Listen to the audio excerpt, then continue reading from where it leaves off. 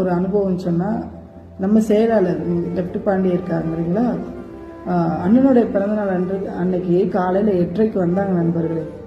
8:30க்கு வந்து சரி முடிச்சிருவாங்க, ஒரு 2 ஊருக்கு மட்டும் போய் மக்களுக்கு நலத்திட்டங்களை பண்ணிட்டு வந்துடுவாங்க அப்படின்னு நினச்சிட்டு நாங்களும் கிளம்பி போனோம். 8:30க்கு நண்பர்களே, 8:30க்கு கோயிலில் வீரபாண்டி கோயில் அண்ணனுக்கு பிறந்த நாளுக்கு நல்லா இருக்கணும் அப்படின்னு சொல்லி வேண்டிட்டு அங்கேருந்து தேனியிலேருந்து கண்டமூர் வந்து இப்படி காலையில் 8:30க்கு ஆரம்பித்தவர் எல்லா மக்களுக்கும் தெற்கு செயலி எல்லா மக்களுக்கும் நலத்திட்டம் பண்ணுறதுக்காக. நானும் பார்த்துக்கிட்டே இருந்தேன் நண்பர்களே, ஏதாவது குறை ஏதாவது இருக்கா, இல்லை விஜயண்ணா இவ்வளோ தூரம் செயலாளர்கள்லாம் உங்களை நம்பித்தான் இருக்கும் அப்படி சொல்கிறாரு, சரி எந்த அளவுக்கு இருப்பாங்கன்னு பார்ப்போம்னு சொல்லிட்டு நானும் வாட்ச் பண்ணேன் நண்பர்கள். காலையில் 8:30க்கு வண்டி எடுத்தவங்க பின்னாடி காரில் நாங்களும் போகிறோம். எங்களுக்கு ஒவ்வொரு நலத்திட்டம் இவங்க பண்ண அந்த சாப்பாடை வாங்கி நாங்கள் சாப்பிட்டோம்.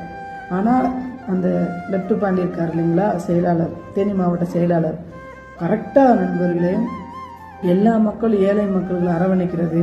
விஜயண்ணா எப்படியோ அதே மாதிரி அவர் எப்படி 12 மணி நேரம் இருந்தாரோ கல்வி விருது கொடுத்தாரோ அதே மாதிரி காலையில் 8:30லேருந்து நைட்டு 8:30 கிட்டத்தட்ட 9 மணிக்கு தான் வீட்டுக்கு போயிருப்பார்னு நினைக்கிறேன்.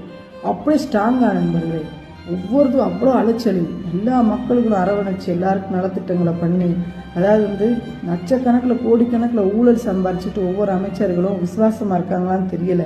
ஆனால் இப்படி செயலாளர் இருக்கிற வரைக்கும் விஜயண்ணா கண்டிப்பாக வந்து தோற்று போகவே மாட்டார். 200 கோடி 300 கோடி இல்லை 1000 கோடின்னா கூட விட்டுட்டு வரலாம் இவங்களை நம்பி அப்படின்ட்டு. ஸோ இந்த பிறந்தநாள் அன்னைக்கு நான் தெரிஞ்சுக்கிட்டேன் நண்பர்களே, அவ்வளோ எப்படி சொல்லணும்னு தெரியல, 1% கூட குறையே கிடையாது.